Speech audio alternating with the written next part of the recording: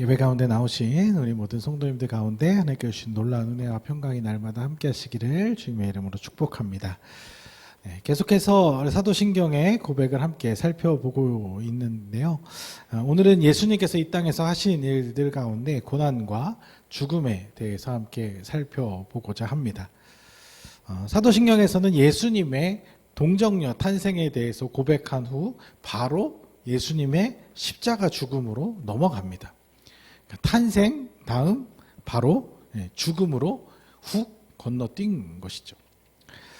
사실 예수님의 탄생과 죽음 사이에는 비록 짧은 일생이긴 하였지만 많은 일들이 있었습니다. 예수님께서 행하신 놀라운 기적들이나 기가 막힌 통찰력을 가진 가르침들이 복음서를 통해 많이 증언되고 기록되어 있습니다. 그런데 사도신경에서는 이런 부분에 대해서는 건너뜁니다. 왜 그럴까요? 그것은 예수님의 가르침이나 아니면 어떤 행하신 기적들이 중요하지 않아서가 아니라 그 일들은 이미 예수님의 하나님 되심을 믿음으로 고백하는 순간 자동으로 연결되는 것들이기 때문입니다. 예를 들어 지난 시간에 살펴본 예수님의 동정녀 탄생 같은 경우에 이는 완전한 하나님인과 동시에 완전한 인간임을 인정하고 받아들이는 그런 아주 결정적인 고백이라고 했잖아요. 그렇기 때문에 초대교회는 성도들에게 이 고백을, 이 믿음의 고백을 반드시 확인해야 할 필요가 있었던 것이죠. 그런데 예수님의 오병이어 기적을 믿냐 못 믿냐, 또 예수님이 물 위를 걸으신 사건을 믿냐 못 믿냐, 예수님이 가르치신 그 핵심 진리들이 맞냐 틀리냐, 이런 문제는 예수님이 완전한 하나님의 본체이시다라는 믿음만 있으면 그것은 그냥 자연스럽게 다 따라오는, 다 풀리는 문제라는 것이죠. 성경에 기록된 예수님의 행적들을 전부 다 거기다가 확인 절차를 다 넣기 위해서 그 믿음을 확인하려고 사도신경에 다 포함한다면 이게 엄청나게 길어질 뿐만 아니라 또 다른 어떤 신학적 논란의 여지가 더 많아질 수 있는 그런 위험이 있겠죠. 그러니까 사도신경은 구원사적으로 가장 중요하고 상징적인 예수님 중심의 어떤 핵심 사건들을 언급하다 보니 그렇게 된 것이지, 예수님의 가르침이나 기적들이 믿어도 되고 안 믿어도 되는 그런 중요하지 않은 문제라서 그런 것은 아니라는 것입니다. 그런 의미를 가지고 예수님의 고난과 죽음의 의미가 얼마나 우리에게 중요한 문제인지 오늘 말씀을 통해서 함께 확인해 보는 시간이 되었으면 좋겠습니다. 자, 오늘 살펴볼 사도신경의 문장도 한번 읽어보겠습니다. 본디오 빌라도에게 고난을 받아 십자가에 못 박혀 죽으시고. 자, 오늘은 지난주에 이어서 또 한 명의 실명이 거론되는데요. 앞서서는 동정녀 마리아, 예수님을 태에서부터 길렀던 엄마 마리아의 이름이 나왔었고요. 오늘은 본디오 빌라도, 예수님 당시에 유대 지역을 관할했던 로마 제국의 총독이 나옵니다. 본디오 빌라도의 이름이 언급된 것은 앞서서도 말씀드렸듯이 예수님의 고난과 죽음이 비현실적인 허구가 아니라 우리의 현실에서, 우리의 역사적 현실에서 일어난 명확한 사건임을 증명하기 위해서 기록된 것입니다. 그는 실존 인물이에요. 예수님이 실존 인물인 것처럼 본디오 빌라도도 실존 인물입니다. 그는 로마 황제 티베리우스가 직접 임명한 유대 총독으로 AD 26년에서 36년까지 10년간 재임했었는데요. 그의 이름이 정확하게 기록되어 있는 석비가 나중에 또 이렇게 발견되기도 했습니다. 그러니까 우리가 알다시피 본디오 빌라도는 사실 예수님의 이 십자가형에 대해서는 스스로 책임을 면하고 싶어서 손까지 씻은 사람입니다. 그런데 안타깝게도 그의 의도와는 전혀 상관없이 이 사도신경을 통해 예수님의 죽음에 깊이 연관되어 있는 사람으로 사람들의 인식에 남게 되었습니다. 이것도 약간 좀 오해가 있을 수 있는 게, 사실 본디오 빌라도가 주범이라기보다는 사실은 그 무리들이 모두 다 사실은 다 종교 지도자들이 주동하고 사실 그 모든 무리들이 함께 범한 그런 잘못인데, 이게 사도신경에 이제 이렇게 들어가다 보니까 본디오 빌라도의 이름이 더 명확하게, 그래서 주범이라기보다는 이 모든 일에 함께 이유가 됐었던 사람 중에 한 명이고 그의 이름이 들어간 것은 이 역사적 사실로서 분명히 실존했던 이 사람이 그 예수님의 죽음과 연관이 있다라는 것을 분명히 나타내기 위해서 기록된 것이죠. 그래서 여기서 중요한 것은 이 예수님의 죽음에 대해서 빌라도에게 얼마만큼의 책임이 있는가, 얼마만큼 그에게 책임을 물릴 것인가, 이런 것이 아니고 예수님은 역사적 실존 인물을 거론할 수 있을 만큼 너무나도 확실한 인간 그 자체였다는 것이죠. 사실 본디오 빌라도라는 실명까지 언급하지 않더라도 역사적 증언들이 너무 많이 남아있고 또 그 사건들을 직접 두 눈 똑똑히 본 사람들의 증언들도 넘쳐납니다. 그 누구도 부정할 수 없는 팩트라는 것이죠. 그러니까 어떤 면에서 보면 예수님이 이 사람, 완전한 사람으로 이 땅에 오셔서 이런 고난과 죽음을 당하셨다는 것을 부정하는, 믿지 않는 것은요, 아주 이상한 일인 거예요. 이것은 믿고 못 믿고의 문제가 아니라 역사적 사실이고 팩트인 거죠. 이 팩트를 내가 들어서 알고 있냐 모르고 있냐의 문제지, 이거를 난 못 믿겠어, 그건 역사와 현실을 완전히 부정하는 일이 돼버리는 거예요. 물론 요즘은요, 팩트를 들이대도 안 믿는 경우들이 꽤 많더라고요.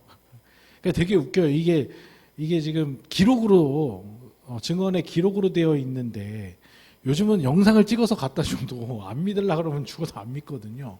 그러니 사실 이것도 안 믿으려고 마음 먹고 난 안 믿겠어 해버리면 안 믿어지는 거죠. 근데 이건 믿음의 문제가 아니라 스스로의 선입견이나 고집이 있기 때문에 그런 것이죠. 중요한 것은 예수님은 분명히 완전한 인간으로서 이 땅을 사셨던 기간이 분명히 있었고 우리가 겪는 인생의 고통과 고난을 동일하게 겪으시고 심지어 죽음까지도 똑같이 겪으셨다는 것입니다. 완전한 인간, 우리와 동일해요. 그런데 우리와 다른 점도 분명히 있죠. 그게 뭘까요? 우리와 다른 가장 큰 차이점은 무엇이냐면 히브리서 4장 15절 말씀 읽어보겠습니다. 우리에게 있는 대제사장은 우리의 연약함을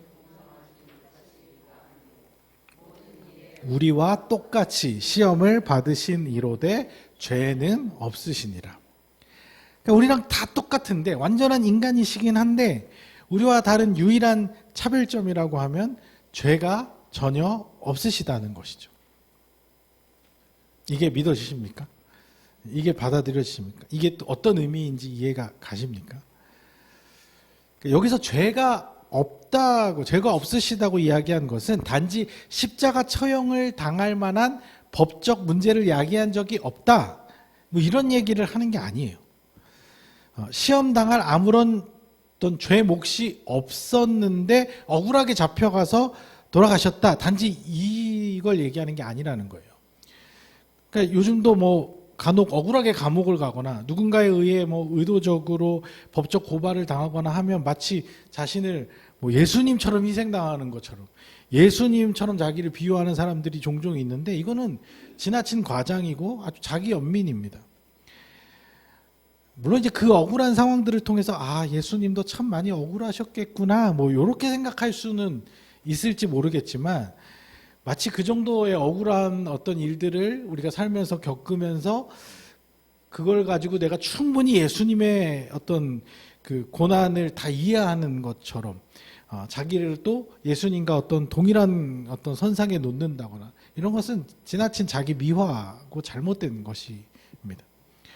왜냐하면 여기서 예수님은 죄가 없으시다고 한 것은 어떤 단순한 사회법적인 문제나 도덕적인 문제를 말하는 것이 아니라 죄의 가장 근본적인 개념에 대해서 완전히 죄와 무관하신 분이라는 것을 의미하기 때문입니다. 이걸 어떻게 우리가 이해할 수 있을까요? 이해하려면 일단 죄가, 성경에서 말하는 죄가 뭔지를 알아야 돼요. 성경에서 우리를 죄인이다, 우리는 모두 죄인이다라고 할 때 처음에 이제 예수님을 못 믿는 사람들이 처음에 나는 죄인이다 이걸 인정하는 게 굉장히 어려워하거든요. 그러니까 왜냐하면 죄의 개념 자체가 다르기 때문에 그런 거예요. 성경에서 말하는 죄의 개념은 어떤 것이냐, 전에도 몇 번 말씀드렸었는데 성경에서 말하는 죄의 개념은 빗나감이에요. 헬라어 하마르티아의 단어에서 온 단어인데 이 단어의 원래 의미가 뭐냐면 관역을 빗나가다라는 의미인 거예요. 그러니까 우리가 화살을 쏠 때 만약에 여러분들이 화살을 쏘려고 한다고 하면 어디를 맞추려고 쏴요? 정중앙 X10 그 자리를 맞추려고 일단 거기에 목표를 두고 쏘잖아요. 근데 안 가죠. 거기로. 거기로 가려고 했는데 거기로 보내려고 했는데 안 가죠. 이게 다 빗나간 거예요. 빗나간. 정확히 가운데로 이르지 못하고 치우치잖아요. 선수라고 할지라도 가운데를 맞추려고 다 쏘죠. 아니 올림픽 나갔는데 이번엔 한 8점 쏴볼까? 하고 8점 맞춰서 쏘지 않잖아요. 다 가운데를 정확히 맞추려고 하는데 거기에 그 지점에 도착하지 못하고 빗나갔던 거. 그걸 다 죄라고 하는 거예요. 좀 너무하죠? 네. 좀 너무한 것 같죠? 그건 사실 죄가 아니라 실수잖아요. 실수라고 생각할 수 있잖아요. 약간 살짝 빗나간 것까지 뭐 죄라고 하나 싶잖아요. 그러니까 성경에서는 어떤 면에서 보면 굉장히 죄의 범위가 굉장히 넓은 거예요. 그래서 요즘 이제 제가 야구를 좋아하니까 이렇게 야구를 이렇게 보다 보면 요즘 이렇게 ABS 존이라고 스트라이크를 이제 자동으로 판정을 해줘요. 근데 투수가 이제 원래 포수랑 이제 사인을 주고 원래 던지려고 하는 곳에다 이렇게 던진단 말이에요. 근데 사람인지라 항상 거기로 가는 게 아니라 엉뚱하게 이렇게 빗나갈 때가 있잖아요. 근데 그 빗나간 게 그 ABS 존에 이렇게 스치듯이 걸려가지고 스트라이크가 되는 경우가 있어요. 그러면 아싸, 의도한 거 없이 잘 됐네 이렇게 생각할 수 있지만 성경적 개념에서는 그것도 다 잘못된 거예요. 그 빗나감, 내가 원하던 목적에서 빗나간 건 다 죄의 개념인 거예요.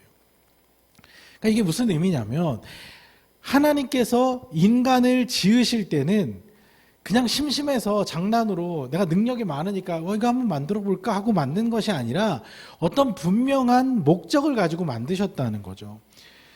그 목적이 무엇일까요? 성경 전체적으로 봤을 때 아마 그것은 우리를 만드신 이유 하나님의 피조물로서 하나님의 선하고 정의로운 성품들을 닮아서 이 피조 세계를 아름답게 관리하고 발전시켜 나가고 또 서로 사랑하고 아껴주고 돌봐주는 그런 너무나 아름답고 행복한 세상, 모두가 기쁘고 즐겁고 재미났고 신나는 그런 세상을 아름답게 만들어가는 모습들을 보고 싶으셔서 만드셨을 거예요.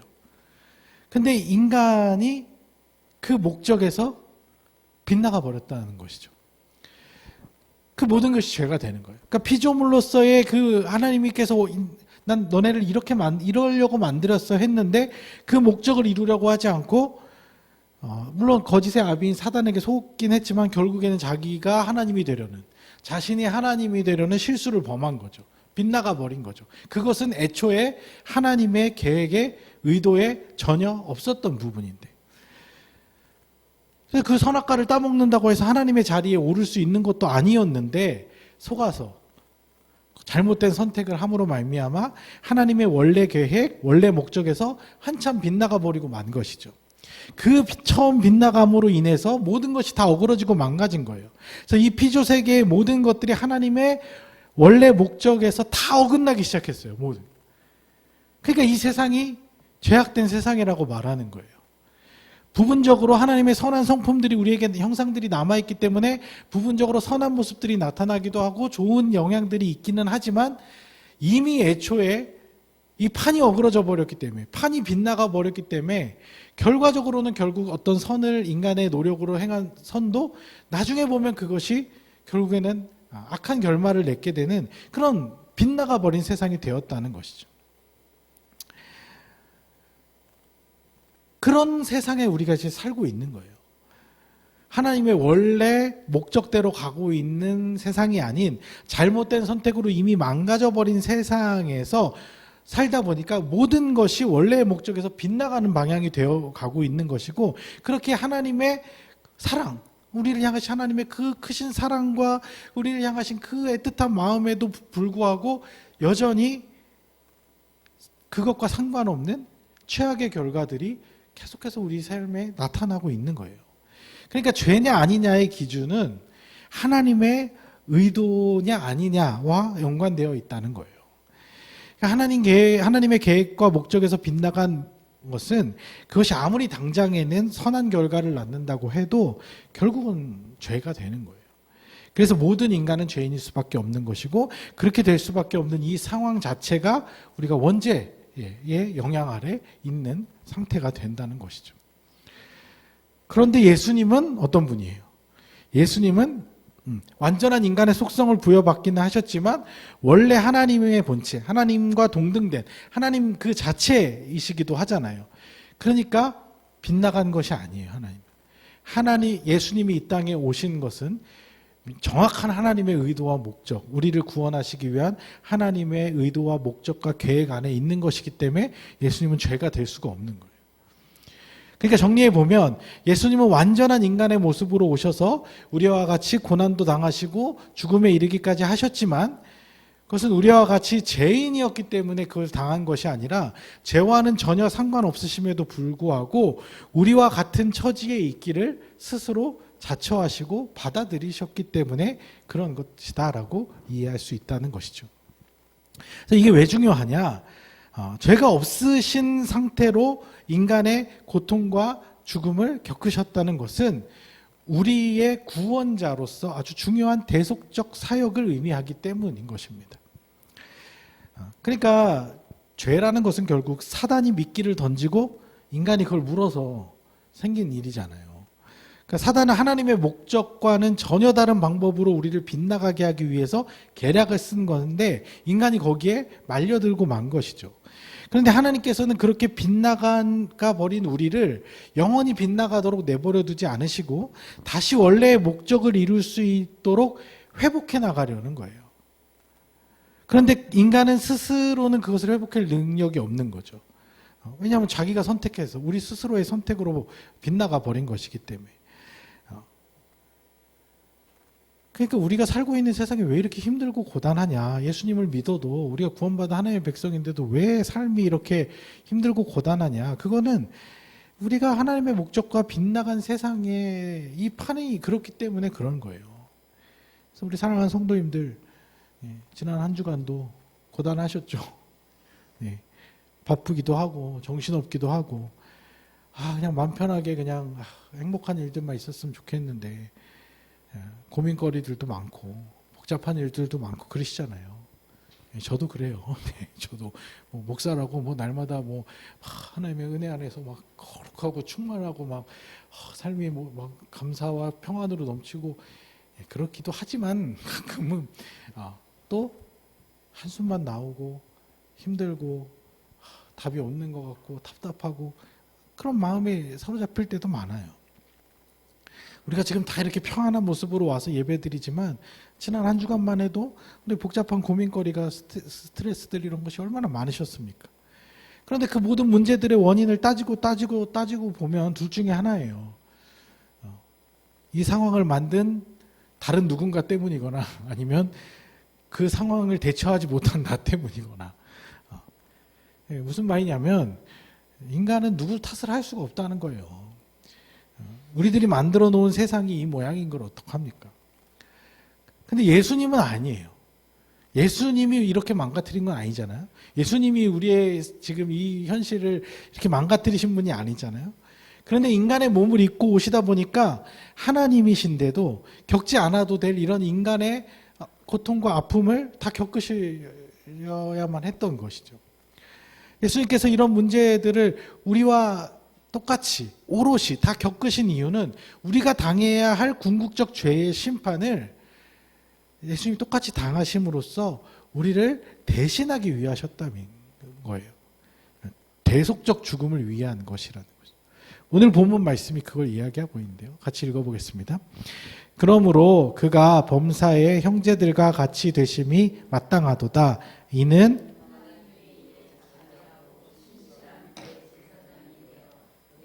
죄를 속량하려 하심이라.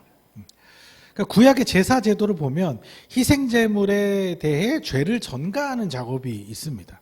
그러니까 소나 양의 머리에 손을 얹어서 내 죄를 이 짐승에게 넘기는 거예요. 넘긴 다음에 이 짐승을 어떻게 해요? 죽이는 거죠. 피를 흘려서. 내가 피를 흘리고 죽어야 되는데 대신 재물이 나를 대신해서 죽는 거예요. 그러니까 모든 인간은 자신의 죄를 책임져야 하기 때문에 다른 누군가의 죄를 대신 책임질 수가 없습니다. 내가 아무리 착하게 살고 의롭게 살아도 완전히 죄가 없다라고는 말할 수 없기 때문에, 왜? 우리가 빗나간 상태에 있기 때문에 인간은 모두 자기 죄에 대해서 자기가 책임질 수밖에 없는 것이죠. 하나님께서 우리 죄를 씻기 위해서 인간의 몸으로 이 땅으로 오실 수밖에 없었던 이유가 바로 이것 때문이에요. 누구도 서로의 죄를 책임질 수 있는 능력이 없어요. 그래서 이 빗나간 상태를 바로 잡아야 하는데 모두가 빗나가 버렸기 때문에 바로 잡을 방법이 없는 것이죠. 그래서 이를 유일하게 바로 잡을 수 있는 방법은 빗나가지 않은, 정확히 하나님의 의도와 목적대로 나아가고 있는, 죄와는 전혀 상관이 없는 존재인 예수님이 이 땅에 오셔서 그 빗나감에 대한 모든 책임을 떠안으시고 우리를 원래의 목적대로 나아가게 하시는 것이죠. 그것이 바로 예수님께서 우리에게 베푸신 구원의 신비인 것입니다. 우리 대신 제물이 되어 주신 거예요. 우리가 당해야 할, 우리가 반드시 받아야 할 심판을 그가 대신 받아주신 거예요. 하나님께서 예수님을 통해 이미 이 모든 것들을 다 바로 잡으신 것이죠. 그것이 성경이 우리에게 이야기를 해주고 있는 내용이에요. 성경 막 복잡하고 어렵고 막 그렇게 생각이 드실지 모르지만 결국에 성경 전체의 핵심적인 내용은 뭐냐면 우리를 살리시기 위한 하나님의 이 인간의 역사 안에서 이뤄가고 계시는 그 하나님의 큰 구원의 계획과 그것을 실현하고 계시는 모습인 거예요. 근데 문제는 우리가 처해 있는 현실은 여전히 빗나간 상태에 있다는 것이죠. 삶은 여전히 고통과 고난의 연속이고 비뚤어진 세상은 더 빗나가는 것 같이 느껴지고 죽음의 문제는 모든 인간에게 여전한 두려움이라는 것이죠. 왜 그럴까요? 하나님께서 직접 이 땅에 오셔서 놀라운 구원의 역사를 베푸셨다고 했는데, 그래서 우리는 그걸 받아들이고 믿는데 왜 여전히 우리는 그 고난과 고통에서부터 자유할 수 없을까? 여전히 이 세상은 계속해서 망가져가고 있고 인간의 삶은 고통에서 왜 도저히 벗어날 수 없는가? 그것은 우리에게 남아있는 고난이 있기 때문입니다. 모든 회복이 하나님의 이제 의도대로 우리를 구원하셔서 모든 것을 완전히 회복하실 것인데 아직 시간이 조금 더 필요해요. 그 회복이 완성되기까지 기다림의 시간이 필요하다는 것이죠. 골로새서 1장 24절 읽어보겠습니다. 나는 이제 너희를 위하여 받는 괴로움을 기뻐하고 몸된 교회를 위하여 내 육체에 채우노라. 그러니까 우리가 육체의 한계를 이제 벗게 되는 그날 우리는 이 모든 고통과 고난에서 벗어나게 될 거예요. 하지만 우리가 여전히 죄로 망가져 있는 이 현실을 살아가야 한다면 그 고난과 고통에서 완전히 자유로울 수가 없다는 것이죠. 마땅히 채워야 할 육체의 고난들이 남아있다는 것이죠. 죽음이 두렵죠. 죽음이 두렵지 않은 사람이 어디 있어요? 난 예수님 잘 믿어갖고 안 죽고 하늘로 뿅 올라가고 싶은데 안 된다니까요. 그거는. 예수님도 죽었는데 난 안 죽으려고. 죽었다 살아나는 것도 더 문제예요. 2번 죽어야 되잖아요. 그럼 또. 안 아팠으면 좋겠어. 난 이제 늙지 않았으면 좋겠어. 근데 그게 안 돼요. 육체에 남아있는 고난이 분명히 있다는 것이죠.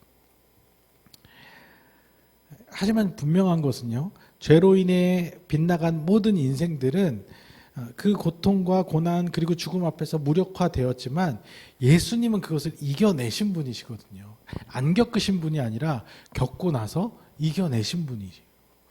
우리처럼 고난과 고통을 똑같이 겪으시고 굳이 당하시지 않아도 될 아픔과 상처들을 경험하셨음에도 그 죽음의 권세에 굴복되지 않고 이겨내셨잖아요. 그것을 믿는 사람들은, 예수님의 부활 승리를 믿는 사람들은 영생을 누리며 더 이상 하나님의 목적에서 빗나간 삶이 아닌 하나님이 계획하신 가장 아름다운 영생의 삶을 반드시 누리게 된다는 것입니다. 그래서 예수님 잘 믿으면요, 아프지도 않고 스트레스도 안 받고 고민도 없고 그랬으면 좋겠지만 죄송하게도 그건 아니에요. 그리고 혹시 그걸 바라는 건요, 좀 염치도 없지 않습니까?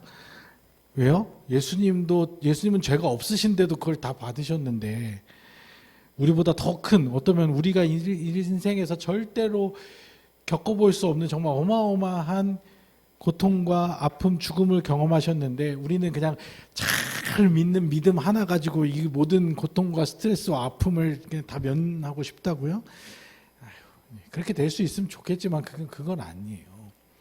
하지만 분명한 것은 우리의 구원, 예수님을 우리의 구원자로 바르게 믿고 예수님을 마음에 영접한 사람들은 적어도 이 육체의 고통에서 벗어난 이후에는 우리가 상상도 할 수 없을 만큼의 놀라운 자유와 기쁨과 행복과 만족을 누릴 수 있도록 하나님께서 이미 다 조치를 취해 놓으셨다는 것입니다. 이미 완성 다 돼 있어요. 근데 우리가 아직 거기에 이르지 못한 것이죠. 아직도 진행 중인 것이 아니라 하나님은 이미 구원의 역사를 다 이루어 놓으셨어요. 우리가 이제 이 육체를 넘어서 그 하나님의 구원에 가기까지 시간이 걸릴 뿐인 거예요. 여러분들 그것을 믿음으로 받아들이시고요. 삶이 좀 힘들지만 또 남아있는 우리의 삶에 또 앞으로 힘들고 어려운 일들이 없었으면 좋겠어요. 정말 우리 성도님들도 그런 일 겪지 않았으면 좋겠고 저도 그러지 않았으면 좋겠고 우리 가족들도 내가 아는 지인들도 그냥 모두 마냥 행복하게만 살았으면 좋겠지만 현실적으로 우리가 남아있는 그 삶의 그 아픔과 고난들은 예수님이 뛰어넘으셨던 것처럼 우리도 뚫고 나가야 될 문제인 겁니다. 근데 우리는 하나님을 모르는 사람, 예수님을 모르는 사람들과 조금 다른 것은 뭐냐면 그 아픔과 고난을 겪으면서 이겨나갈 때 우리보다 먼저 그 고난과 아픔을 당하셨던 예수님을 의지하고 붙잡고 힘들지만 예수님과 함께 견디며 넘어갈 수 있다는 것이죠. 그래서 정말 그 믿음의 그런 경지에 이른 사람들은 죽음 앞에서도 공포에 질린 것이 아니라 영원한 하나님 나라를 바라보면서 웃으면서 갈 수 있는 거죠. 안 아파서 그럴까요? 안 힘들어서 그럴까요? 아니요. 미래에 대한 소망이 있기 때문에 예수님이 먼저 가신 그 길이 있기 때문에 그걸 이겨낼 수 있는 거죠. 여러분들 또 이번 한 주간 우리의 삶 속에서 또 힘든 일들이 생겨날 수 있겠죠. 또 예상치 못한 고난과 아픔들이 또 찾아올 수 있겠죠. 거기에 굴복당하고 거기에 마음 무너지고 거기에 또 쓰러지고 넘어지는 것이 아니라 우리보다 이미 먼저 그 모든 고통들을 다 겪으시고도 승리의 길, 하나님의 원래 의도와 목적대로 그 뜻을 이루신 그 예수님을 바라보면서 우리도 하나님께서 원하시고 우리에게 바라시는 그 삶을 꾸준히 한 걸음 한 걸음 나아가는 그런 믿음의 성도님들이 되시기를 주님의 이름으로 축복합니다. 그래서 우리를 구원하신 그 놀라운 은혜에 감사하는 마음으로 이번 한 주간도 힘들고 어려운 삶의 문제들을 잘 이겨내고 극복해내며 승리하는 삶으로 나아가시는 우리 모든 성도님들 되시기를 주님의 이름으로 축복합니다.